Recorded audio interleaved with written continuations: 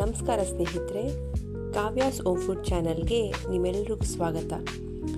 ಇವತ್ತು ಮಾವಿನಕಾಯಿ ಪೌಡ್ರು ಮತ್ತು ತೊಗರಿಬೇಳೆ ಬಳಸಿ ಒಂದು ರುಚಿಯಾದ ರಸಂ ಮಾಡೋಣ.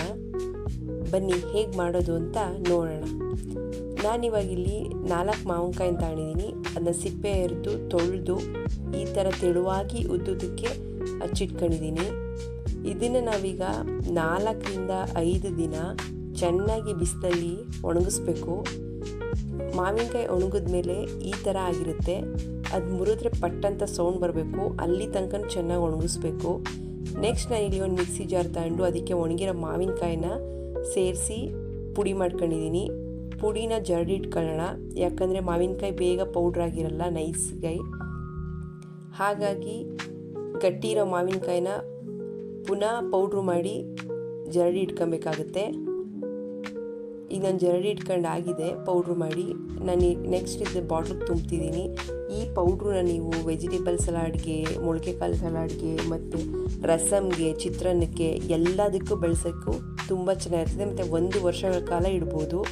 ಈಗ ಈ ಪೌಡ್ರು ಯೂಸ್ ಮಾಡಿ ಒಂದು ರಸಮ್ ಮಾಡೋಣ ಬನ್ನಿ. ನಾನಿಲ್ಲಿ ಮೊದಲು ಕುಕ್ಕರ್ಗೆ 2 ಟೇಬಲ್ ಸ್ಪೂನಷ್ಟು ತೊಗರಿಬೇಳೆ ಹಾಕ್ತಿದ್ದೀನಿ. ನಾನಿಲ್ಲಿ 2 ರಿಂದ 3 ಜನಕ್ಕಾಗಷ್ಟು ಮಾತ್ರ ನಾನು ಈ ರಸಮ್ ಮಾಡ್ತಿದ್ದೀನಿ.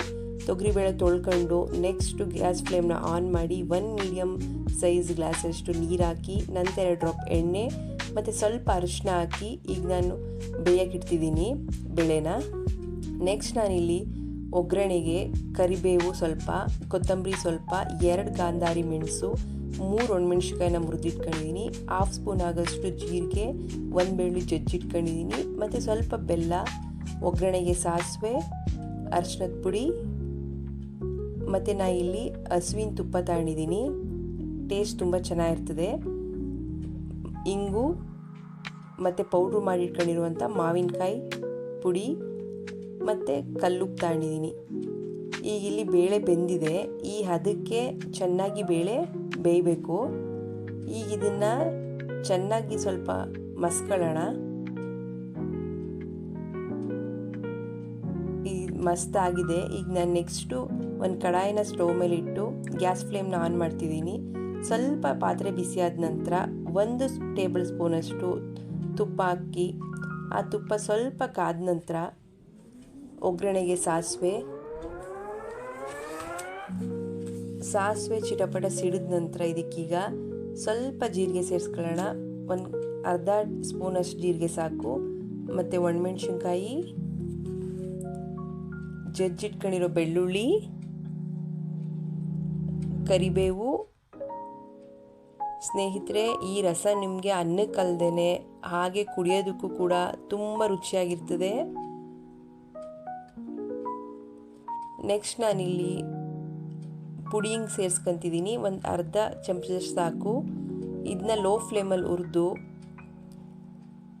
ನಂತರ ಮೀಡಿಯಮ್ ಗ್ಲಾಸಲ್ಲಿ 2 ಗ್ಲಾಸಷ್ಟು ನಾನು ನೀರು ಸೇರಿಸ್ಕೊತಿದ್ದೀನಿ. ಜೊತೆಗೆ ಬೇಯಿಸಿಟ್ಕೊಂಡಿರೋ ಬೇಳೆಕಟ್ಟನ್ನು ಇದಕ್ಕೆ ನಾನು ಸೇರಿಸ್ಕೊತಿದ್ದೀನಿ. ಈ ಹಂತದಲ್ಲಿ ನಿಮಗೆ ಸಾಂಬಾರು ಅಳತೆ ಎಷ್ಟು ಬೇಕೋ ಅಷ್ಟು ನೋಡಿ ನೀರು ಸೇರಿಸ್ಕೊಂಡ್ರೆ ಆಯಿತು. ನೆಕ್ಸ್ಟ್ ನಾನು ಇವಾಗ ಸ್ವಲ್ಪ ಅರ್ಧ ಸ್ಪೂನಷ್ಟು ಅರಿಶಿನದ ಪೌಡ್ರ್ ಹಾಕ್ತಿದ್ದೀನಿ. ನಂತರ ಬೆಲ್ಲ, ಕುಟ್ಟಿಟ್ಕೊಂಡಿರೋ ಗಾಂಧಾರಿ ಮೆಣಸು. ಈ ಮೆಣಸು ರಸಮ್ಗೆ ಒಳ್ಳೆ ಟೇಸ್ಟ್ ಕೊಡ್ತದೆ ಸ್ನೇಹಿತರೆ.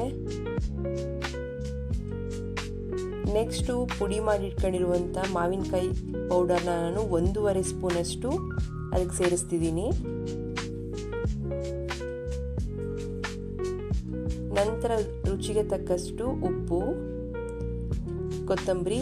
ಇಷ್ಟು ಒಂದ್ಸಲ ಚೆನ್ನಾಗಿ ಮಿಕ್ಸ್ ಮಾಡಿ ಕುದಿಯಕ್ಕೆ ಬಿಟ್ಟರೆ 1 ನಿಮಿಷ ಕುದ್ರೆ ಸಾಕು. ರಸಮ್ ರೆಡಿಯಾಗಿರುತ್ತೆ. ಈಗ ಗ್ಯಾಸ್ ಫ್ಲೇಮ್ನ ಆಫ್ ಮಾಡಿದ್ರೆ ಆಯಿತು. ನೋಡಿ, ನೋಡೋದಕ್ಕೆ ಎಷ್ಟು ಚೆನ್ನಾಗಿದೆಯೋ, ರುಚಿ ಕೂಡ ಅಷ್ಟೇ ಅದ್ಭುತವಾಗಿರ್ತದೆ. ಒಮ್ಮೆ ಟ್ರೈ ಮಾಡಿ ಸ್ನೇಹಿತರೆ. ನಿಮಗೆ ಈ ವಿಡಿಯೋ ಲೈಕ್ ಆಗಿದರೆ ದಯವಿಟ್ಟು ನನ್ನ ಚಾನಲ್ ಸಬ್ಸ್ಕ್ರೈಬ್ ಮಾಡಿ, ಶೇರ್ ಮಾಡಿ ಆ್ಯಂಡ್ ಲೈಕ್ ಮಾಡಿ. ಧನ್ಯವಾದಗಳು.